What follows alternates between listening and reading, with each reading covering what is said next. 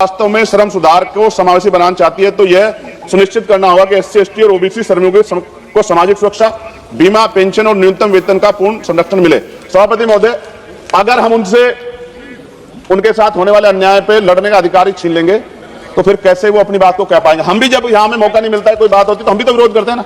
आप विरोध का अधिकार छीन के इतना समय लागू कर देंगे तो सर पूंजीपति तो मार देगा ना उनको। क्या सरकार पूंजीपतियों के बारे में सोचेगी या करोड़ों मजदूरों के जिनके कंधों से देश बना है? इसलिए मैं आपसे आग्रह करता हूं, मैं इसको अपोज करने के लिए खड़ा हुआ हूं और मैं आपके माध्यम सरकार से आग्रह करता हूं वो इसमें उचित संशोधन करे जिससे कि श्रमिकों का नुकसान ना हो, उनके साथ अन्याय ना हो। धन्यवाद।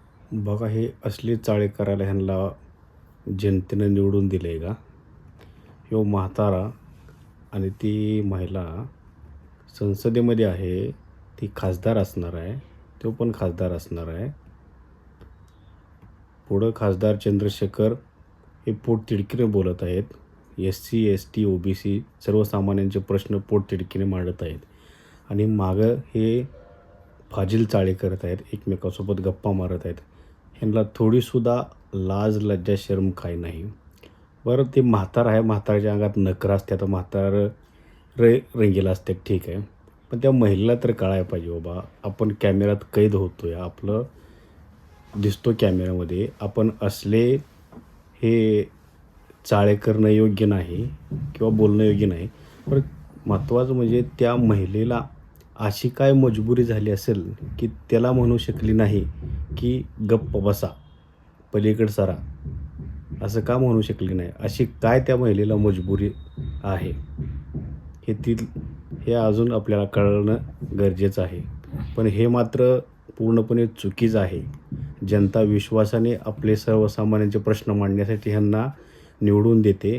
हा निवडून दिलेल्या जनतेचा पूर्णपणे अपमान आहे. हा संसदेचा अपमान आहे. ह्यांना कठोरात कठोर दंड आणि शिक्षा करणं गरजेचं आहे. तेव्हा यांची अक्कल ठिकाणावर येणार आहे.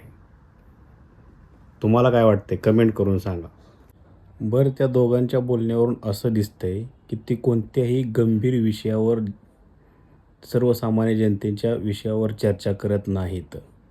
ते असे फाजील चाळे जे असतात ना, थट्टा मस्करी, तसले त्यांचं तिथं बोलणं चाललेलं आहे. ती तर काय म्हणते महिला, जावाया तिकडं, तुमचं तर भलतंच काही, अशा पद्धतीचं तिचं ती बोलणं चालवलं आहे आणि हसणं चालवलं आहे. हे साफ चुकीचं आहे.